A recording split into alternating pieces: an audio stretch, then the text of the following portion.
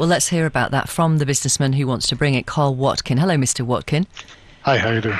I'm fine, thank you. What's your interest in this case particularly?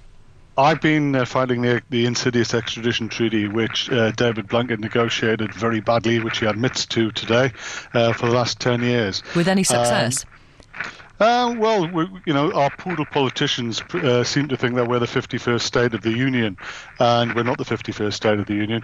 And this claim by the Americans, which I believe is tenuous, that anything went through their servers, therefore it's their jurisdiction, has got to be stopped. It's got to be stopped forthwith. But why do you believe it's tenuous? Have you seen some evidence, some legal evidence that would prove that it was tenuous, or is that just your belief? No. I think it's probably a fact that it was that they did use servers which were based in the United States, but everybody uses the internet every single day of the week. Yeah, but people aren't using. Well, just hang on a second. Yeah, people aren't doing websites, and I'm not saying whether he's innocent or guilty.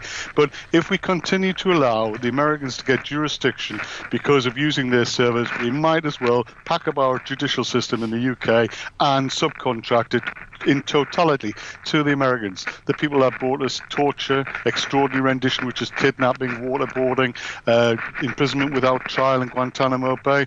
I'm a British businessman. I voted for a British government, and I abide by British laws. And I didn't vote for George Bush, and I didn't vote for Obama, and I didn't vote for the American judicial system. These two guys, Babar Ahmad and Hassan, a British citizen. They're alleged to have committed crimes in the UK, and they should be tried in the UK. Okay, so a private the only reason that the Americans have got any evidence at all is because a corrupt metropolitan police sent the evidence to them, bypassing the DPP, and that is completely and fundamentally wrong. But the British didn't want to prosecute him. The US did, so they sent the evidence. No. Well, Victoria, I'm afraid you're thinking there's completely wrong. The reason that they said they didn't want to prosecute it is because they didn't have the evidence. And the reason they didn't have the evidence is because the Metropolitan Police didn't give it to them. That's exactly why. So a private prosecution against whom, and what chances of success do your lawyers say? And also, how much have you spent so far?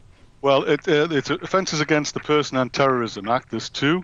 What chance they have of any success depends upon the political interference in the process, and it depends on how well our judicial system will stand up for what is right and proper. And what is right and proper? These guys are British citizens. They've committed their crimes in the UK. They should be tried and sent to prison in the UK. And if they're guilty, sent to prison for a long, long time. So the prosecution is against Babar Ahmad and his co-suspects, is that right?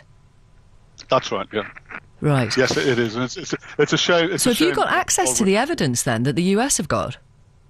I've seen enough evidence that convinces me that there is evidence to put them on trial. But are you a lawyer? I'm not a lawyer, but I've got very good lawyers working for me, don't worry. Right, but you say you've seen evidence which convinces you that it's worth trying them in the UK? I've seen evidence that convinces me that if they were put on trial in the UK, it would be very worthwhile.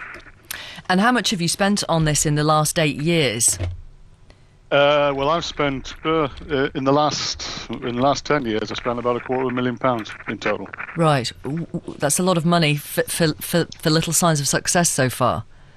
Well, I don't think there's little signs of success. The man who negotiated the contract admits now that he was a fool and that he was legged over by the Americans. I don't think that's a failure. David Blunkett, do you mean? David Blunkett admits publicly that he was wrong. Phone him up and ask him. I've tried to get him on the programme to interview him about that exact subject. I'm afraid he's always turned me down. But anyway, we'll keep trying. Well, that's probably because he's too embarrassed, you know. The bottom line is Baroness Scotland, David Blunkett and Tony Blair, they were so far involved with the American government that they would need a good proctologist 2.5 hours to get them out. OK. Thank you for your time. That's Karl Watkin. It's 10:26.